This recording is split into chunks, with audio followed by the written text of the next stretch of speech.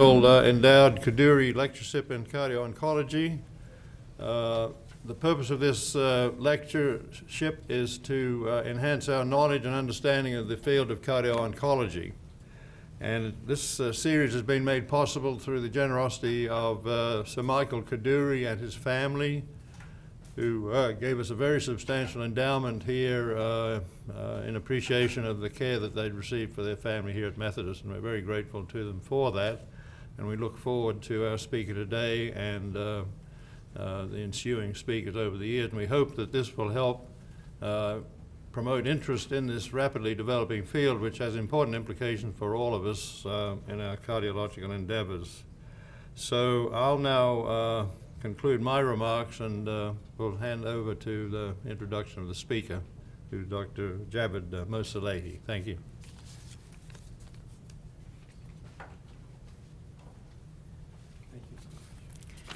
Good morning and welcome to our audience.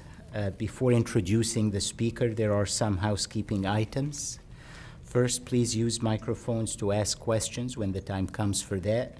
We are broadcasting live to our worldwide audience via Vimeo and YouTube. The recordings is always available for viewing. Please like, comment, subscribe, and share on YouTube channel. For our viewers, if you'd like to submit a question, text to DeBakey to 37607. Our upcoming training activities are Heart of a Woman on February 7, Houston Heart Failure Summit on February 15, Robotic Surgery Summit on March 11. Now I will introduce our speaker. He's Dr. Javid Moslehi. He's a dedicated cardiologist and myocyte biologist whose specialty is in cardio-oncology and cardio-immunology. He focuses on the cardiovascular care of cancer patients. He has several NIH-funded research projects that investigate the myocardial responses to stresses, such as hypoxia, aging, and toxins. His lab has concentrated on understanding the toxicities stemming from the novel targeted cancer therapies. He believes these can provide important insight into the pathways that can mediate the development of cardiac disease. He is at the University of California, San Francisco. He is the William Grossman Distinguished Professor of Cardiology and Professor in Residence. He's also the founding chief of a section dedicated to cardio-immunology and cardio-oncology.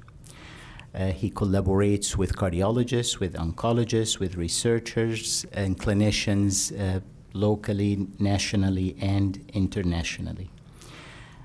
I don't want to cut from the time of his presentation, but you will see very interesting takes on evidence to show the new potential new treatments and the development of new methods to target the toxicities that arise from the chemotherapeutic approaches. Dr. Moslehi. Thanks so much for that kind introduction and the invitation from Sharif Mahwash and Dr. Lowry. It's an honor to be here. I think I last gave a talk here in 2018 for the grand rounds. And so since then, I was at the time at Vanderbilt, where I started my lab and run this cardio-oncology program. But about 3 years ago, moved to San Francisco, and I've been at UCSF since then. I'll tell you a little bit about the evolution of cardio-oncology. I've been involved in this since I was in Boston in 2009, and how the field has sort of morphed over the last few years. With moving to a new institution, this was 3 years ago, or 3 years ago, and we moved to San Francisco, it also gives you an opportunity to evolve the field as you see fit. And I think one of the growing recognitions is the role immunology now has in most areas of medicine, especially oncology. And so we've found ways to kind of integrate that into our new section, and I'll allude to that during the course of the talk. I do have a number of financial disclosures. I'll be talking about off sort of treatment or off non-approved treatments for myocarditis. The truth is there are no treatments, medical treatments for myocarditis. And so we do have some patents in this space. So this is the group I run. I've been there for 2.5, 3 years. We now have 5 people on the faculty. We have a fellowship in cardio-oncology, and I also run a basic science research lab. And some of that is integrated here. I can tell you from a strictly medical perspective, and I've done this at 3 places now, this is the fastest growing area in all of cardiology, just because our oncology colleagues are doing so much for the patients and how many patients actually survive or get chronic treatment for their cancer. And I can't think of another area where from strictly medical/business perspective, there's so much growth because of the sheer number of patients. And this is true, was it true in Boston, it's true in Nashville, certainly true in San Francisco. So from a hospital perspective, this is a growth area. Again, I will be meeting with my boss over the next few months and be asking for budget for a 6th person just because we're getting overwhelmed with the sheer number of patients. So I hope I can sort of convince you that this is certainly a new clinical frontier, but also an opportunity for growth and just by the sheer number of patients that exist. But I also see this as a physician scientist as an important aspect of academic medicine. And I'll be talking about some of the science that goes behind this growing area. So let's get started. So this is the cover of Time 20 years ago. I was a medical student. I remember distinctly, I saw this incredible cover, not too many times back when people actually read magazines and actually picked up pieces where you would have a drug, at least a new drug, be on the cover of Time. This is important because at the time there had been a new small molecule kinase inhibitor called imatinib or Gleevec that had been introduced for the treatment of CML or chronic myelogenous leukemia. And this was a historic moment in medicine. I want to kind of emphasize this. We had known for many years that CML, this form of leukemia, comes about from a translocation of 2 chromosomes leading to an aberrant activation of a kinase. And so people had known that for 40 years. This is so-called the Philadelphia chromosome that a number of people, I think everybody who's studied for step 1 knows about. But until then, there were no real effective treatments for it. You did bone marrow transplant, and that gave you a 50% chance of sort of making it. And the introduction of Gleevec or imatinib really introduced for the first time, I think one of the first times, for personalized or precision medicine, recognizing that there's an apparent kinase that's activated, and you have a drug that specifically goes after that. This was historic because before that, CML was a chronic, an acute disease. And only after you got a transplant, bone marrow transplant, did you have a coin flip chance of making it, a 50% chance for survival. But now with the introduction of a simple pill, everybody with CML did well. In fact, the very early trial that was run by Brian Drucker, who shared the Lasker Award for this discovery of using Gleevec, did well, and you were expected to have a normal lifespan after getting Gleevec. So again, historic. And we've only had this happen a couple of times in all of medical history. 100 years ago, when insulin was discovered for type 1 diabetes, and probably 30 years ago with the advent of new HIV medications that effectively made both type 1 diabetes, HIV, and now CML a chronic disease. It did not mean that you were cured. You had to be on chronic treatment, much like you would be for type 1 diabetes with insulin. And so that was kind of important. But there are 2 other kind of more business side of medicine that people don't talk about as much. The fact that you no longer needed a transplant led to a dramatic change in practice of oncology. If you lived in Huntsville or Waco, no longer did you need to come to Houston and get a bone marrow transplant. Any doctor at Waco could prescribe a drug, check a few labs, and you went on your way. Very simple again. So it really changed the practice of oncology as far as we know it. Anybody could sort of treat with these pills effectively, check a few lab marks, and only if you had a complication would you come to Houston and go to a tertiary care center. The other thing was our society, and as a society, we pay for oncology drugs. There's no question about it. And I think in this case, while CML wasn't obviously the biggest type of cancer, there were about 5,000 new cases. Now that you had patients who were living and who had to be on chronic treatment. And while initial price for Gleevec was $30,000, within a few years, the yearly cost for Gleevec went to close to $100,000, which is pretty significant. And there was no question from a societal perspective for paying for these drugs, or this drug. And that obviously introduced this idea that other companies, perhaps better drugs, but there was really no survival benefit. So literally every company went in on this. And so very soon, even though you had a pretty effective drug in imatinib, Bristol Myers, Pfizer, a company called Ariad, and we'll talk about this, came into the space. And the real interesting thing was, unlike imatinib, which had a fairly neutral effect on cardiovascular issues, these other drugs, we began to see cardiovascular issues emerge that were pretty significant. And I want to just remind you, because the patients were now living, were chronic survivors, these cardiovascular issues became very significant. So you did actually care what the blood pressure was on a patient who was getting CML treatment, because before that, you could care less because you weren't sure if the patient was going to survive. And so I think this has really introduced this idea that cardiovascular issues are a prominent feature of the care for this one particular type of cancer.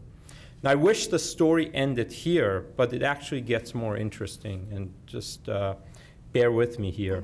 So it turns out that when you give these very effective therapies, much like the HIV virus that can mutate, rendering it resistant to the antiretroviral drugs, in this case, this kinase that was the aberrantly activated and caused CML could switch sort of one amino acid. This was Charles Sawyer's contribution to this Lasker Award that was awarded.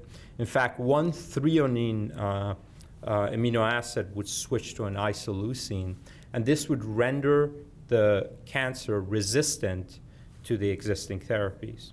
And so there was a lot of push now to make better drugs, because none of these drugs really worked against this mutant form of cancer, CML. And so about 10 years later or 12 years later, a small biotech in Boston called Ariad came in with the super Gleevec, if you will. This was the drug that was going to work against some of the mutant forms, including this specific amino acid substitution that you see. And again, just to be clear, those patients had really few options at this point. The cancer would come back probably if you stopped therapy, and it was not working against the Gleevec and the sister drugs that had come in this space. And so this was a wonderful story in every way, shape, and form, because the patients who had become resistant to the Gleevec and the sister drugs now responded to ponatinib, which was this new drug, and this was a wonderful story. In fact, the FDA approved the drug after the phase 1 study. This was one of the major developments within the FDA of having this accelerated approval of drugs before they completed a phase 2 study. And in 2013, the New England Journal of Medicine came in with a seminal paper, people had known the results, that basically if you had become resistant to the existing therapies, with this new drug you did wonderful, and you lived happily ever after, or at least we thought they did. Now, this was a historic day for the New England Journal of Medicine because they rushed to get the paper out, not because before November 7th, which was the print edition, not because the drug needed to be approved because it had already been approved, but rather because it became fairly obvious that patients were having cardiovascular issues on the therapy. Dennis Grady of the New York Times gets slightly melodramatic when she says these patients had a link to severe and sometimes fatal heart attack, stroke, blindness, loss of blood flow to the extremities, serious enough to require amputation. But that was in fact what was happening. A lot of cardiovascular issues came with this drug. In fact, the FDA, before the paper, this phase 2 trial came out, transiently removed the drug from the market for a drug that was supposed to work wonderful. And so I was minding my own business at this time. I started this program within the Dana-Farber and Brigham in Cardio-Oncology. And I got a call from the editor of the New England Journal of Medicine telling me, can you write an editorial for this? And I said, well, don't you have an editorial? He said, well, yeah, the editorial that we had previously had set up to write is written by this famous person at the NIH that talks about all the great things about this drug. But this drug at this point had been removed from the market from these effects. So we proceeded with my friend Susan Cheng and John Groark, who was my first fellow in cardio-oncology at the time at the Brigham, to write at least a perspective of what we think was happening. And perhaps in many ways, this has, for me, been an avenue to think about how to think about the next steps with therapy. So very quickly, I think there were a number of issues when you looked at the data from this study. Although there was this issue with this vascular toxicity, little did we know about the mechanism of toxicity. These could have been thrombotic events these patients have, atherosclerotic events, or something else like vasospasm. And while those distinctions may appear trivial to an oncologist, we as cardiovascular physicians know we treat each of these very differently, right? Antiplatelet therapy here, statin, or an vasodilator potentially here. And the other issue is we must get better at identifying the patients at risk. In the case of CML, the first thing you get is a mutational analysis of your gene, and only then do you get drug A versus drug B. Whereas when you go on ponatinib, nobody at this point could tell which 20 to 30% of the patients, which was the data from that trial I just mentioned, had heart attacks, had strokes, or had their legs chopped off while on the therapy. So pretty significant. And I think the other issue that I've been a big advocate for is need for mechanistic studies. So the idea that cancer drugs can cause cardiovascular issues is nothing new. We knew 30 years ago, 40 years ago, that anthracyclines and radiation can cause cardiovascular issues that occur after. Just very quickly, even though these are old drugs, and unfortunately a lot of the focus has still been on these drugs, even though the field has sort of moved away in many parts from it, there's still a big push, at least a big focus within the cardio-oncology community on radiation and anthracyclines. Just in terms of what's new from a clinical guideline perspective, I'm a member of the NCCN, which effectively writes the guidelines for oncologists about which drug gets approved. We've been able to actually put in language for patients who are on anthracyclines to get an echocardiogram following treatment. This is actually not happening even to this day. And even to put this language, I had to put in consider not sort of requiring an echocardiogram, which I think should be for anybody who gets anthracycline. So I think this is an area I think we need to focus on.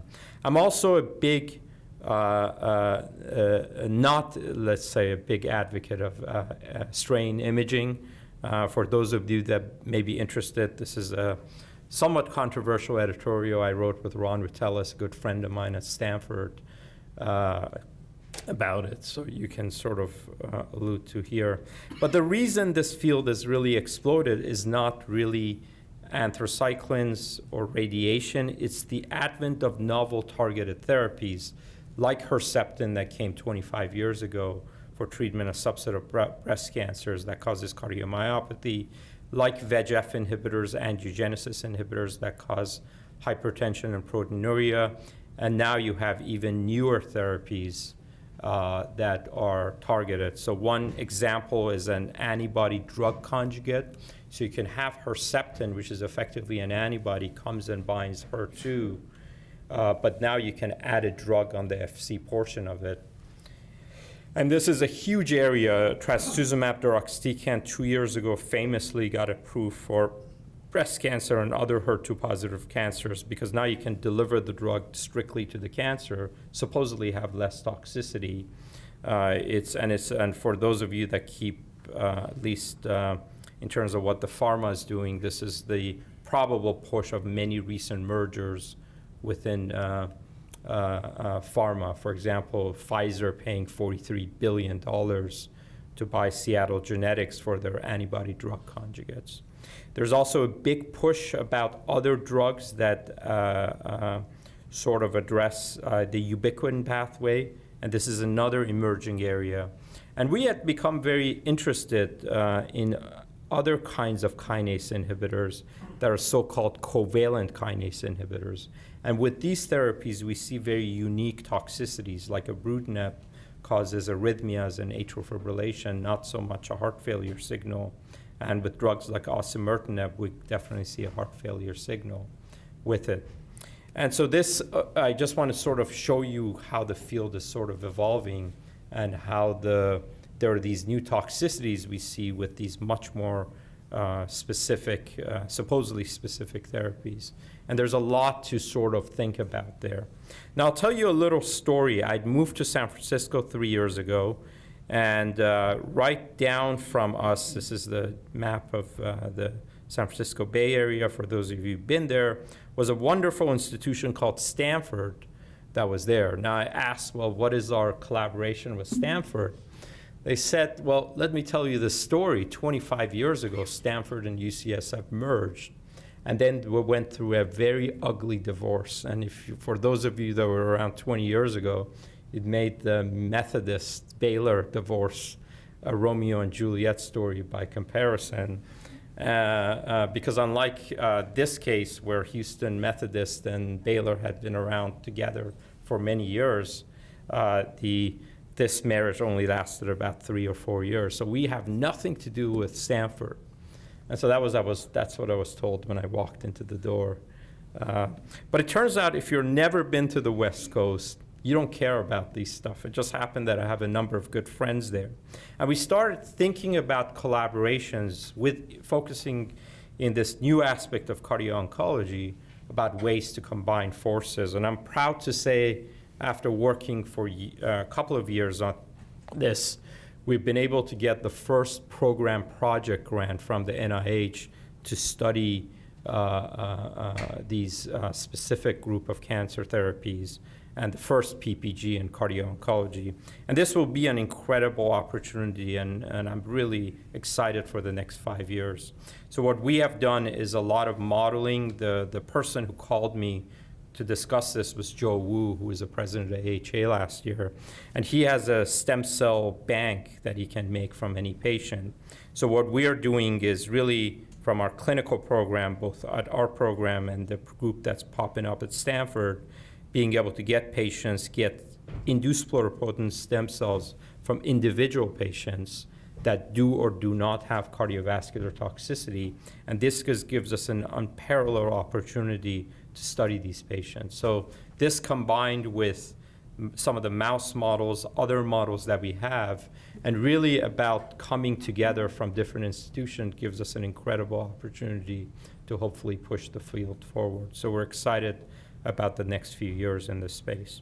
Now, mind you, much of what I talked about so far is on top of this iceberg. What I didn't tell you is the underneath the iceberg. which is probably the biggest area of oncology and the new therapies, which have to do with activation of the immune system.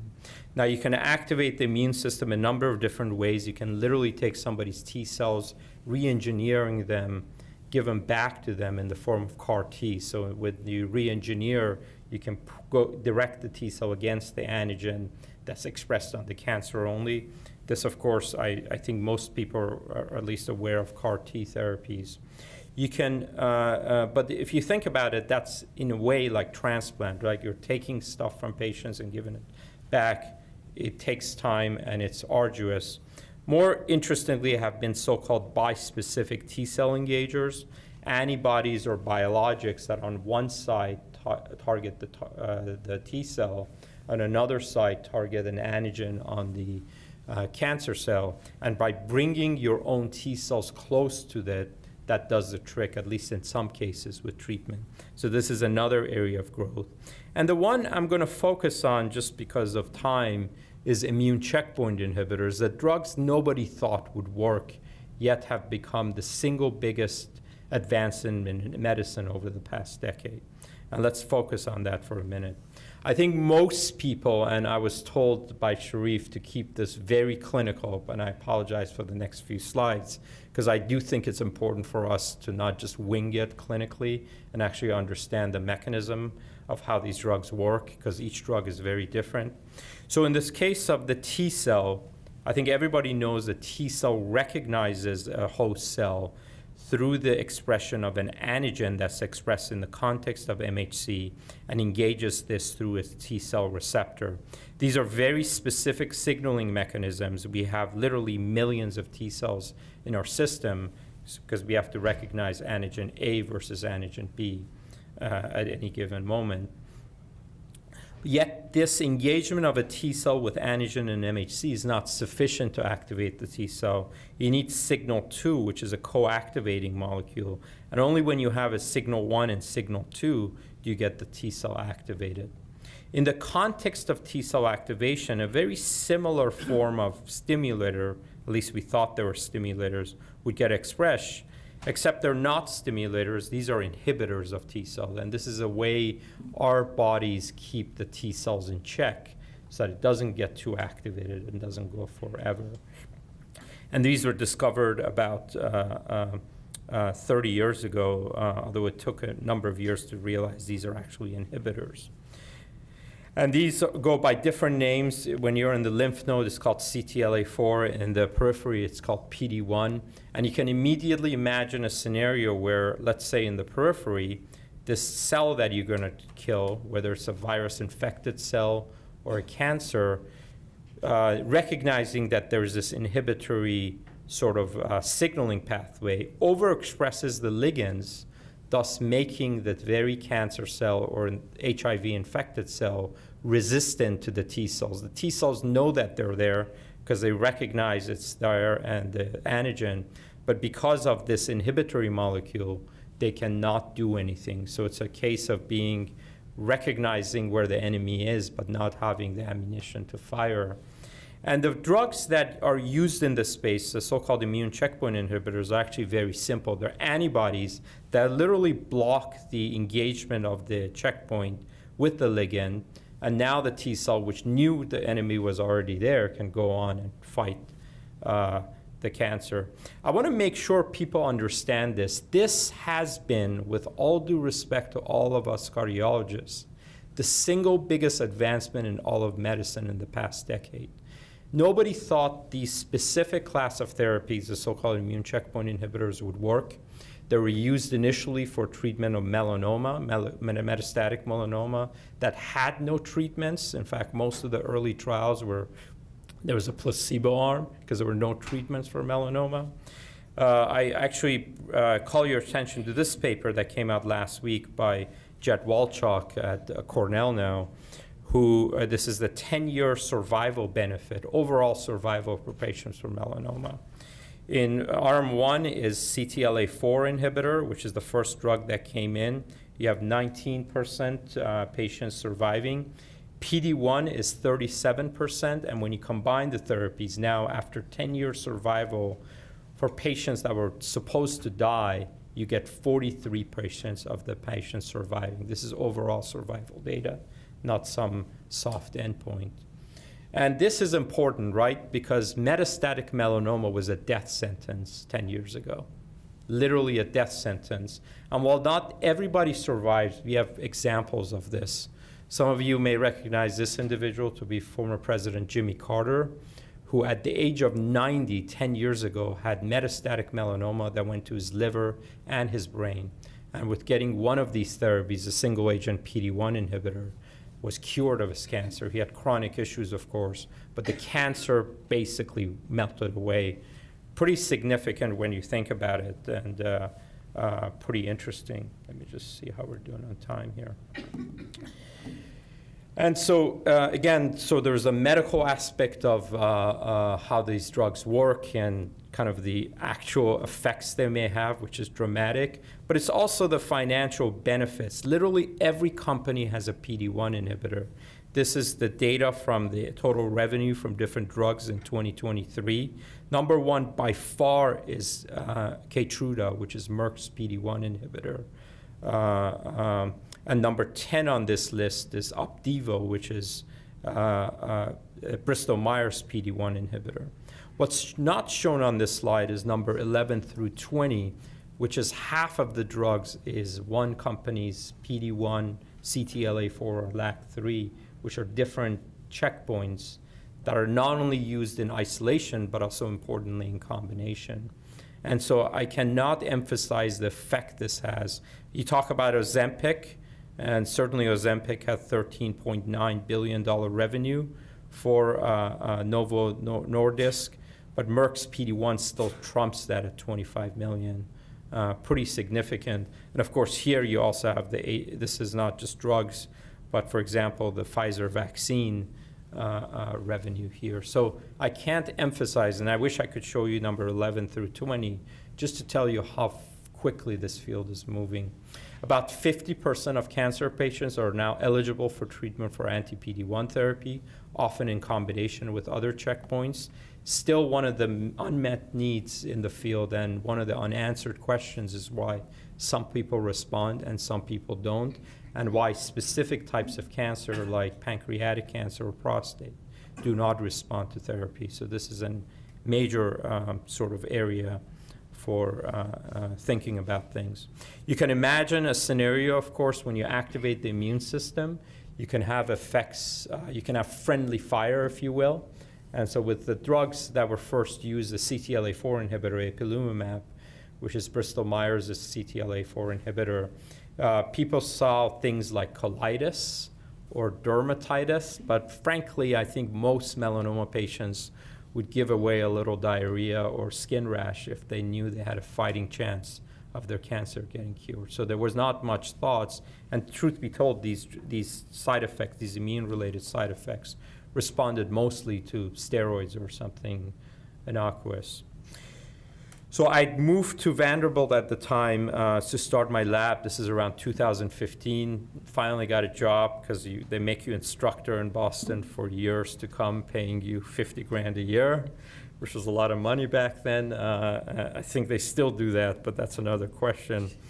And so I was sort of interested in this area. I'd kept abreast of all the new cancer treatments, and we stumbled upon a case like this. So just to make this a clinical conference and get back from the basic slides I showed you a few minutes ago, this was a 65-year-old metastatic melanoma patient that had received two of these therapies, ipilimumab, which is a CTLA-4 inhibitor, and nivolumab, which is Bristol Myers' PD-1 inhibitor.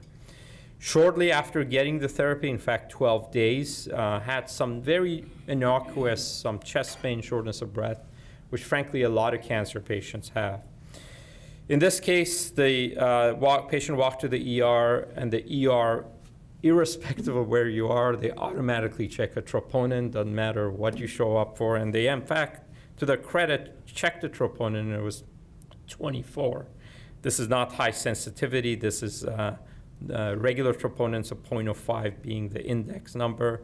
They actually checked the CK, And the unfortunate thing was the patient died shortly after. Now, just to kind of think about this for a minute, this patient could have died of anything, right? A massive heart attack. What's interesting was the EKG, which unfortunately the first one was missed by the ER, which is this EKG, where the top of the heart doesn't speak to the bottom of the heart, third degree AV block. What caught their eye, unfortunately too late, was this EKG, a sine wave EKG, was this incessant VT. I appreciate the fact that some of the EP people are really waking up and looking at these and saying, well, it's this and that. But the real truth, since the patient had died, and again, even with these EKGs, the patient could have died of anything, was the pathology. This is what a normal heart looks like in the bottom here, and this is what this patient's heart looked like.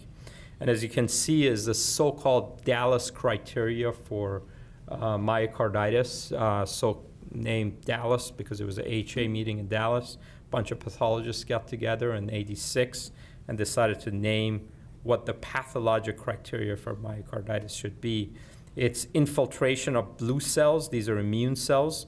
You need to have dead myocytes, which is the second part of the triad, and you need and these white dropout space, which are these myocyte dropout or dead myocytes. So you need myocardial necrosis. And a third arm of the triad, as you need these blue cells, the immune cells, to be next to these dead cells.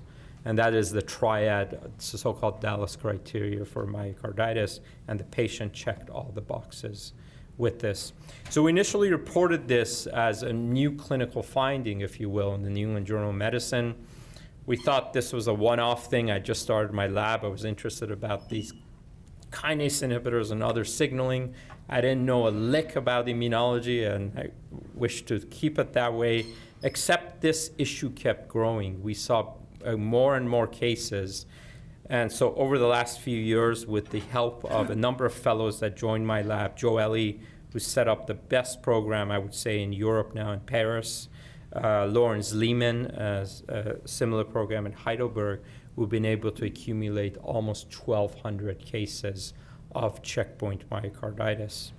And so just to kind of give you a little bit of clinical vignettes about this new clinical syndrome again, you can imagine myocarditis giving you heart failure or arrhythmia.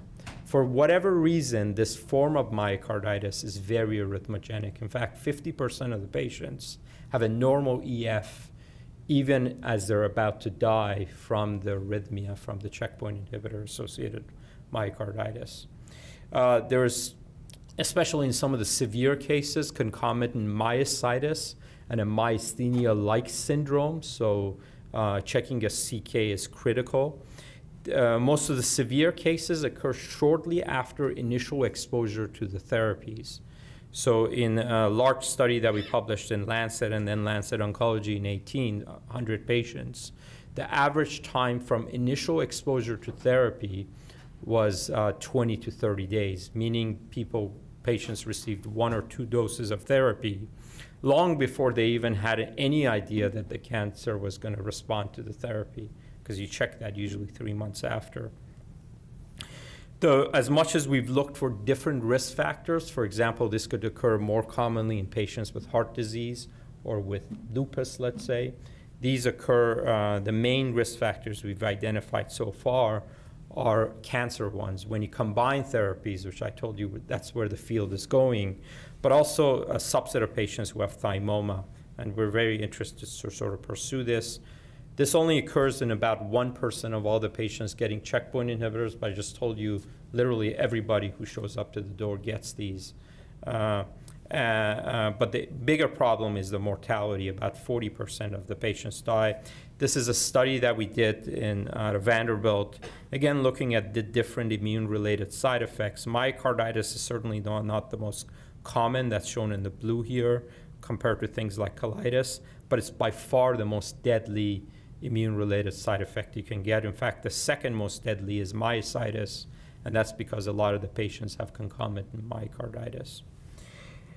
And so, as I mentioned, I run a lab as well, and so we were very interested in modeling this, and I was minding my own business at Vanderbilt about This is now probably 18 or 2019. I got a call from Houston from Jim Allison, who had just won the Nobel Prize for discovering the checkpoint, the CTLA-4 specifically. He had made a cross of a CTLA-4 to a PD-1 knockout. So much like inhibiting these, you can genetically knock these out. He said the mice look good when you when the individual knockouts did very well, but when you combine the knockouts, much like when you combine the therapies, these mice look great, but then they died. So it shows up and died. So I flew my postdoc here on the first plane available from Nashville, and we started doing cardiac studies, and it turns out these mice die of arrhythmias. And in fact, the main reason these mice die is myocarditis. There's a very interesting sex difference that we see that's actually a recurrent theme in myocarditis in general, for those of you that kept sort of this. But for the first time, we had a working model to both look at mechanisms of how this toxicity occurs, but also think about diagnostic and treatment strategies. I want to just kind of introduce one concept to the clinicians here, and just want to, again, sorry to make this a little bit on the basic side, but I think it's important. Much of what we know about histology, and specifically with myocarditis, comes down to good old histology. You look at the pathology from endomyocardial biopsy, or you get an MRI. But if you get the biopsy, which is a gold standard, highly specific, you see these blue dots that shouldn't be there, and that is a myocarditis, right? But this is fairly non-specific, right? You don't know what these blue dots are. You can do immunohistochemistry that allows you to know these are maybe T cells or CD4 positive T cells versus CD8 positive T cells. But that's pretty arduous. You have to do this. But some of the technology that's been introduced is, and I'll give you just one example, is so-called single-cell RNA sequencing, which our lab does and a lot of other places, where you can now dissociate these cells, not care where the cells really come from. So you take a heart tissue, you dissociate it, and then split the cells based on the gene signature into what you think are T cells or B cells. And you're going about this completely objectively. You have no idea what the cell even looks like, because all you know is the genetic signature. And based on that, now you can give much more sort of sophisticated answers as to whether these are activated T cells, native T cells, what genes these T cells, and this is really taking over much of immunology. We now know the T cells that we used to divide into helper and killer T cells, CD4 and CD8, are actually 100 different types of T cells. And a lot of this has been introduced through this technology.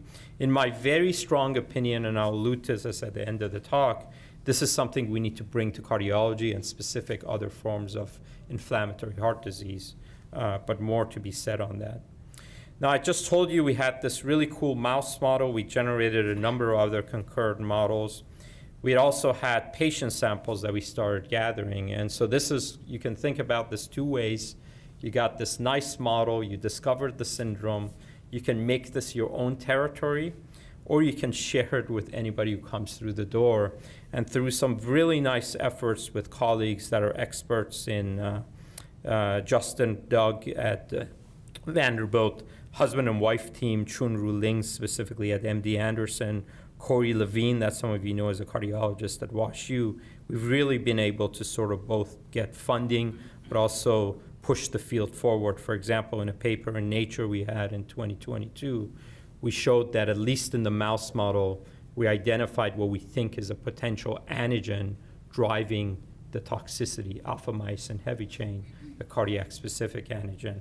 Or with Corey, we were able to show this crosstalk between macrophages, which becomes important for the next slide. Because again, thinking about this from a patient perspective, the biggest issues in myocarditis in general is diagnostics and therapeutics, right? Diagnosis is difficult. We had a nice discussion about the advent of MRI. They may do the MRI really well here. They don't at UCSF, and so because the radiologists read them and they don't know what's happening with the actual patient. And so that becomes a problem. Again, I still think there's a lot to be desired with MRI for acute myocarditis when you don't have the fibrosis yet. And so we've been very thinking about this with, and I think one area we've invested heavily, we've been fortunate to get some funding on this, are novel PET tracers other than FDG. And I think if we can push this forward, this can really be helpful for other forms of inflammatory disease like sarcoidosis and other forms of myocarditis, so stay tuned there. The other interesting thing is treatment, right? What is the treatment for myocarditis? And there are none. In fact, within this unpublished now study, people give steroids to the patients with checkpoint myocarditis, but I can tell you out of 740 patients now, they don't do squat. In fact, the higher dose doesn't mean anything in terms of how the patients do. This is unlike some of the earlier studies that have been published in this space, which we don't agree with. So I think this affords an opportunity to think about new therapeutics. I'm going to again kind of go back to the basic slides. We have identified this crosstalk between macrophages and T cells. The first part of this was published a few months ago in Circulation. This is mediated by interferon gamma. Much of the interferon gamma is mediated by these group of receptors called Janus kinases, or JAKs. And so we've been able to use both a T cell inhibitor as well as this ruxolitinib for treatment in patients. We think JAK signaling goes up, so when you do bulk RNA-seq in patients, this is through biopsies that were sent to us by my colleague Lorenz Lehmann in Heidelberg, Germany. You can see the JAK signaling that's marked in red here go up in the patients. And so in mice, again, now you have a mouse you could work with.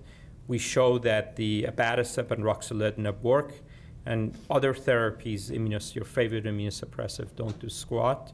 And so we've been able to take this to patients. So we had a first study, and the person who gets credit for this is my former fellow, Joël Salem, who's made this incredible center in France, basically, where he gets every case sent to him from all over France.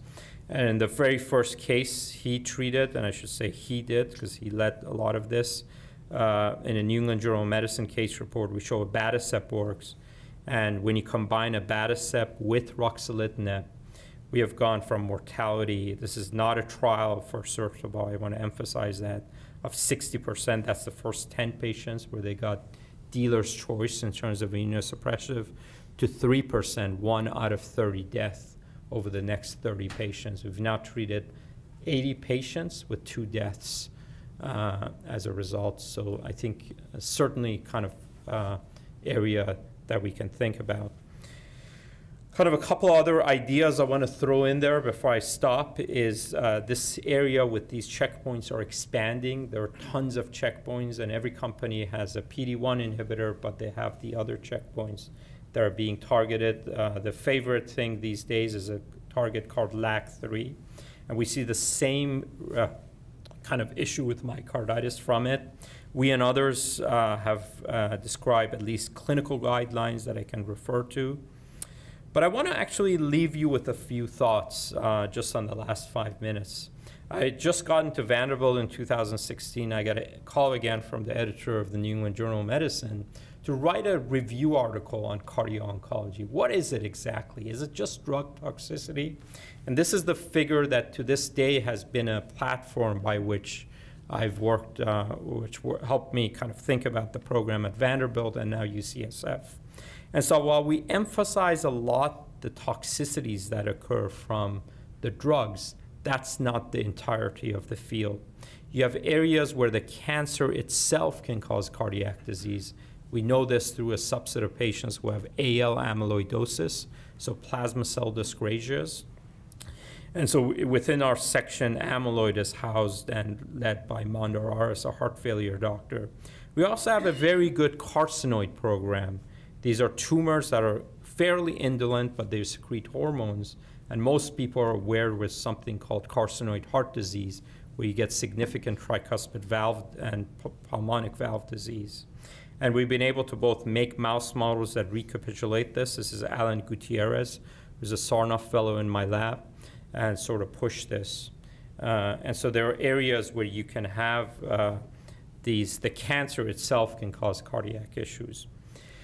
Another emerging concept of the field is the growing appreciation that common risk factors predispose to both cancer and heart disease. I think most people know if you smoke, you have a higher risk of having lung cancer and have a higher chance of having heart disease. But now we recognize things like obesity, hyperlipidemia, and diabetes, classic cardiac risk factors, also important drivers of cancer. It's one reason why Cliff Hudis, the president of ASCO, called obesity the main risk factor for cancer, and he argued it's replaced smoking in 2020, which is when he made this comment. And it's at least one reason why I think some of the anti-obesity drugs, when you look at the secondary outcome, which is overall mortality, it actually does better than the primary outcome in the cardiac studies that have been shown. So I think a lot to be sort of to think about. Some of you may know about this idea called CHIP, the fact that you can have clonal hematopoiesis, hematopoietic stem cells that clonally expand, are actually a major driver of cardiovascular disease. And so we, as with other places, I recruited Amy Lynn from the Brigham to sort of establish a CHIP clinic, and Trevor Friedler is a scientist who's exploring the mechanisms of why CHIP occurs. This, we think, is a very interesting area, and it's housed in the cardio-oncology program. The other issue is survivors. I told you these therapies affect patients, people survive. We have now 20 million Americans who are cancer survivors. That's 5 to 6% of the US population. And while many patients, people who think about secondary cancers or the recurrence of cancer in these patients, the number one cause of death, whether you're 5, 20, or 70, is cardiovascular disease. And this is an editorial I wrote a few years ago, 10 years ago actually, about this issue. And I think a lot to think about there. Maybe the reason these cancer survivors have cardiac disease is because of the toxicities, or maybe it's these common risk factors, right? If you smoke and if you sort of have high cholesterol and diabetes and obese, you can definitely have heart disease. Or have cancer, but once you fix the cancer, you still have those risk factors. And I think one argument I will make in 2025 is if we recognize this now, attacking these risk factors can have huge public health implications beyond cancer or cardiovascular disease. And I think this is an area of focus for all of our cancer survivors, certainly. So as I put this together, this is now 10 years ago, we had started a so-called ABCDE approach, which I learned from one of my mentors at Hopkins, Roger Blumenthal. And so we have actually pushed this for our cancer survivors. It's a simple checklist we have for all of our patients. And I think this is important because it also certainly empowers the patient. I will leave you with these. I will not, we've also expanded into this immunology space. Maybe another time I'll talk about it, but I'll leave you with one last thought. And it comes back to this issue that I sort of pushed along the way. So as some of you know, last year was the 100th year anniversary of the American Heart Association. The circulation had different articles on different subspecialties within medicine. And I got a call from Joe Hill to write about this in Cardio-Oncology. And so this is a figure from this. It's a simple read, of course, one page. But I think it really, pushes this idea that cardio-oncology has emerged because of our understanding of signaling pathways, our oncology colleagues.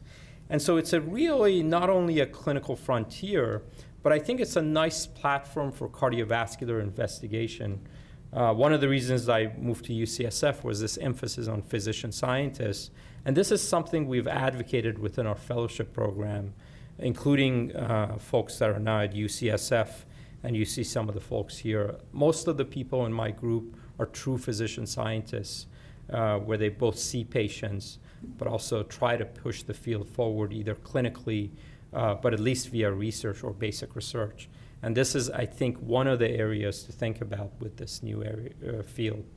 So I'll leave you with this slide, a number of collaborators literally across the globe, and I will leave you here. We're certainly recruiting new folks in our program. So thank you.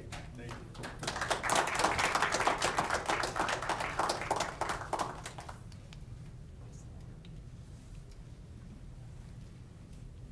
We thank Dr. Moslehi for the great presentation this morning and a lot of interesting concepts, ideas, and great success.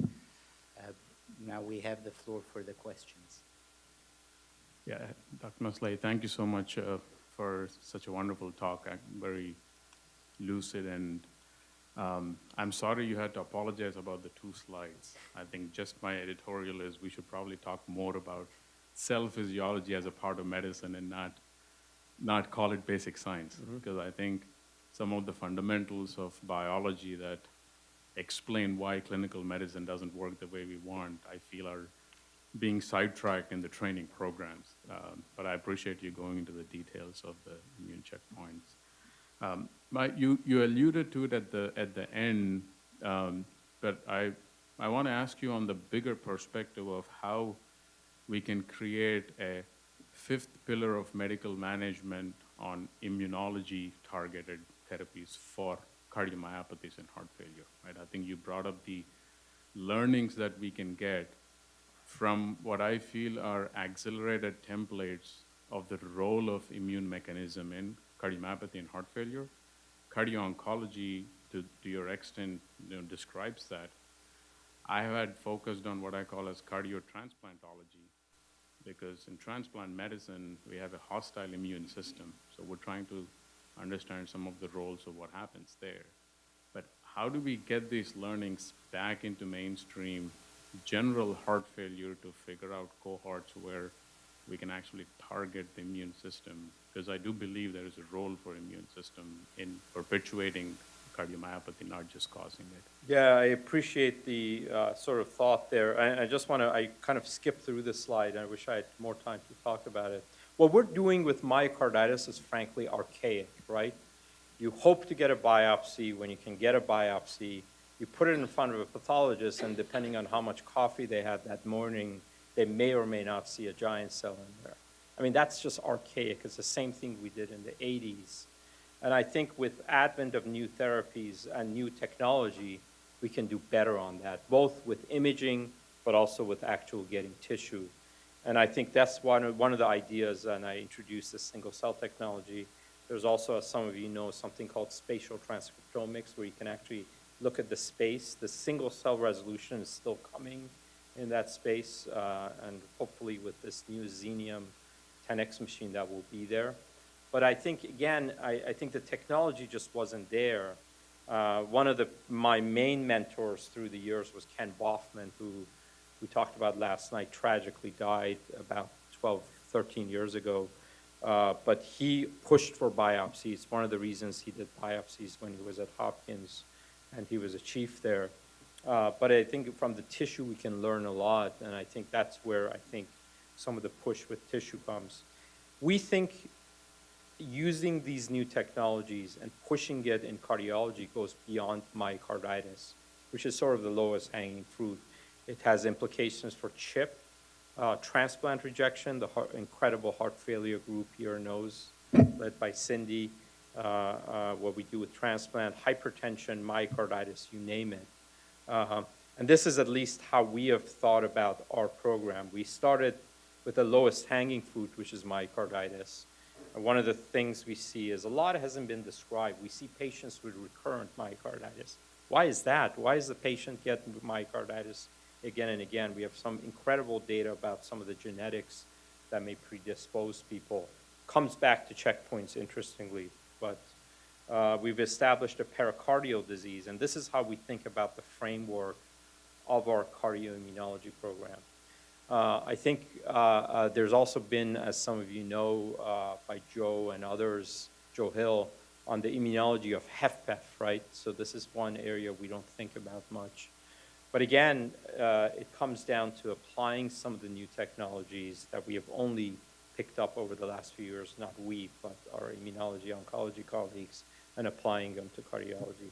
So although I didn't have a chance to talk about this, this is the framework by which we are expanding our program. Great question, thank you. Okay.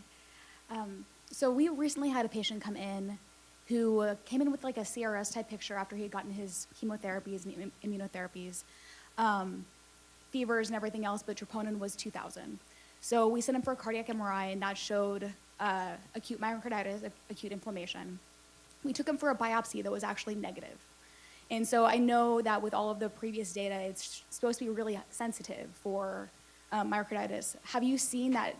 Yeah, I actually don't think it's sensitive. It's specific, but not sensitive, depending on which part of the heart you pick up. I'll also tell you something else, and this is, again, this is one of the areas that puts me at odds with many of my colleagues in the field. I talked about the various immune-based therapies, including CAR-Ts. With CAR-T therapy, we actually don't see much myocarditis. The patients are sick, they have arrhythmia, they may have some reduced ejection fraction, that's this space, but we actually don't think the mechanism there is myocarditis. It's inflammation that's chronic. In fact, the best treatment for that patient is tocilizumab, which is an IL-6 inhibitor used by many of our oncology colleagues. And in general, the things can flip. Now, how cytokine formation causes cardiac damage, I think we need to learn a lot about that. We've also advocated, and we're using some of the newer tools like JAK inhibitors.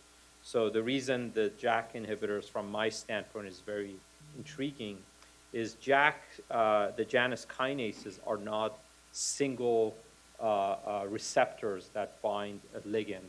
They're co-receptors that they work with cytokine receptors like IL-1 and IL-6. They work with interferon gamma. In fact, that's how it was identified. So when you have a JAK inhibitor, you kind of have a more broad immunosuppression rather than focusing on one specific signal like IL-6 inhibitor would. So this is one of the reasons for that patient, we think the CAR-T patients, something like JAK inhibitors could be more appealing because it's a more broad immunosuppression. I also don't feel the CAR-T, if this was in fact the CAR-T therapy. So it wasn't CAR-T he was on, it was on immunotherapy. Oh, which one? It was on Keytruda. Oh, so it was a PD-1 inhibitor. So yeah, so again, another good question. So in the early days with melanoma, people were using just PD-1 inhibitors because there was no other treatment. But these drugs are now used with traditional chemotherapy, but also if you have, let's say, a kidney cancer patient with a VEGF inhibitor. And when you mix in now these older therapies with the PD-1 inhibitor, all things can break loose. And I think that's where I think some of the challenges in our field is, where you don't know whether this decreased EF is coming from the chemotherapy, the targeted therapy, or the immunosuppression. And we also don't know what the two things do. This is all going to get much bigger. Over the last few years, immunotherapy is now used for breast cancer, specifically triple-negative breast cancer, where you get anthracyclines traditionally. It's one subset of breast cancer who still use anthracyclines. And I don't know what happens when you mix in anthracyclines with a PD-1 inhibitor. So stay tuned. I think this is going to be a growing area. Sorry, I misunderstood your question. No. So I actually don't think a biopsy is helpful. It's highly specific, but I don't think it's sensitive, at least in my experience, because it all depends on which part of the heart you snag. My question is on the same lines as this biopsy, because similar issues with sarcoidosis, we've had such poor yield with biopsies that I've actually taken it off of our algorithm, and we biopsy other areas first and then do cardiac biopsies.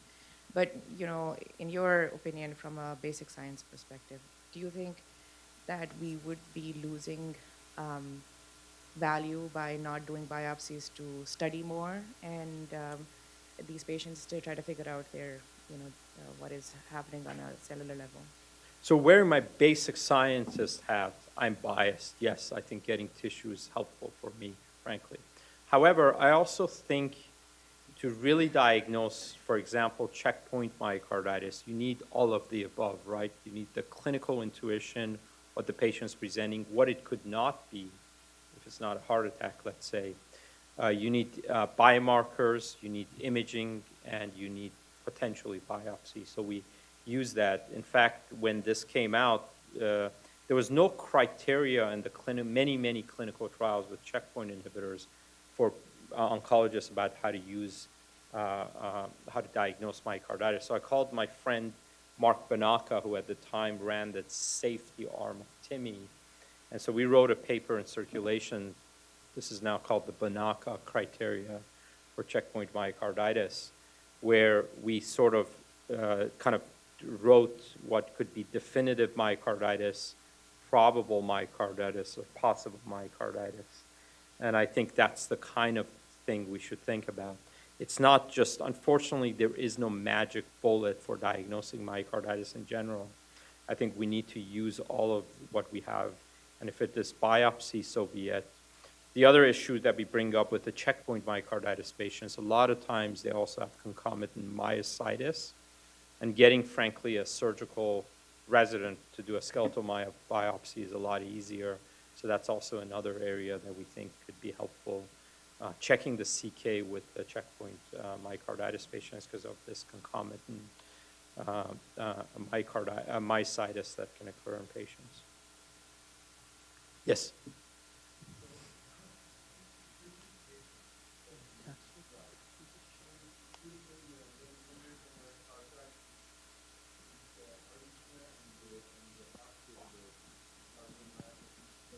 Chicken and egg kind of, which one comes, we still couldn't figure out, but is it treated at reduction on that mortality? Is it just more arrhythmogenic anti-effect? Or?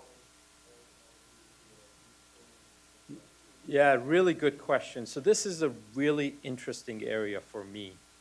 We actually think, because of some of the lessons we've learned in cardio-oncology, specifically from these class of therapies, covalent kinase inhibitors, like ibrutinib, which is a B-cell inhibitor, there's actually a fundamentally important role in immune cells in the heart in arrhythmogenesis.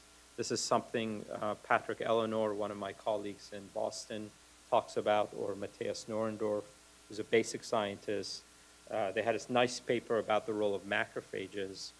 And what's been surprising is with some of these immune therapies, specific immune therapies like abatacept or ruxolitinib, we see the arrhythmia come back, and we don't know why.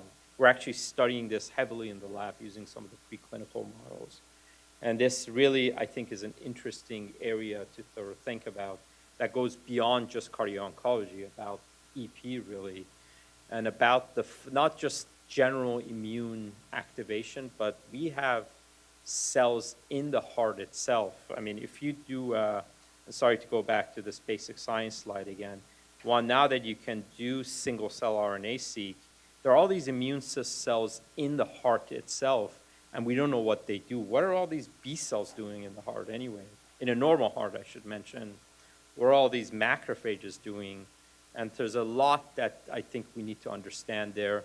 This goes back to this concept we and others are pursuing about the role of these cardiac immune cells that are normally there in arrhythmogenesis and even conduction disease. So, and maybe the correlate to that clinically is with the use of these drugs, we see the arrhythmia really correct itself, both in mice, but also in humans. It's actually pretty profound.